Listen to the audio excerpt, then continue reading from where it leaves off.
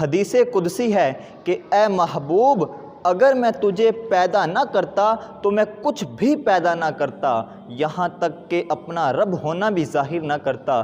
ارے جس کو جو ملا سب کچھ میرے نبی کے صدقے سے ہی ملا۔ اگر کسی صحابی کو مرتبہ صحابیت ملا تو میرے نبی کے صدقے سے ہی ملا۔ اگر امام علی مقام کو مرتبہ سید الشہداء ملا تو میرے نبی کے صدقے سے ہی ملا۔ اگر کسی غوث کو مرتبہ غوثیت ملا تو میرے نبی کے صدقے سے ہی ملا۔ اگر کسی قطب کو مرتبہ قطبیت ملا تو وہ بھی میرے نبی کے صدقے سے ہی ملا۔ اور اگر کسی ابدال کو مرتبہ ابدالیت ملا تو میرے نبی کے صدقے سے ہی ملا۔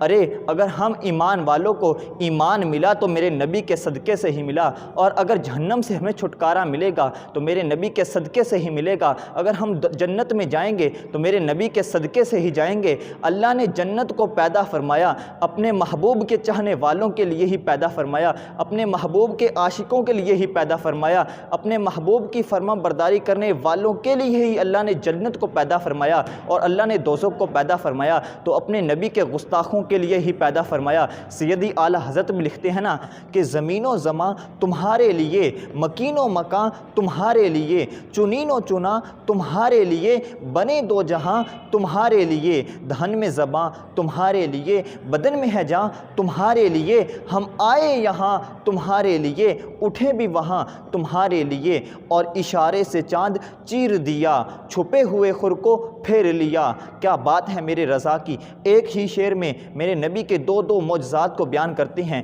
ایک تو اس معجزے کو بیان کرتے ہیں کہ جب مکہ والوں نے کہا کہ اگر آپ ہمیں کوئی معجزہ دکھا دیں تو ہم آپ پر ایمان لے آئیں گے، تب میرے نبی نے اشارہ کیا چاند کو، چاند کے دو ٹکڑے ہو گئے، چاند دو حصوں میں تقسیم ہو گیا۔ اس معجزے کو سیدی اعلیٰ حضرت بیان کرتے ہیں کہ اشارے سے چاند چیر دیا، چھپے ہوئے خور کو پھیر لیا۔ اور ایک اس معجزے کو بیان کرتے ہیں کہ جب میرے نبی صلی اللہ علیہ وآلہ وسلم کا مبارک سر حضرت علی رضی اللہ تعالیٰ عنہ کی گود میں تھا، آپ کا سر اقدس ان کی گود میں تھا، لیکن اس دن حضرت علی نے اس دن عصر کی نماز ادا نہیں فرمائی تھی۔ عصر کا وقت جاتا رہا یہاں تک کہ سورج غروب ہو گیا۔ حضرت علی کی آنکھ سے آنسو نکلا جو کہ آپ کے مبارک رخسار پر پڑا۔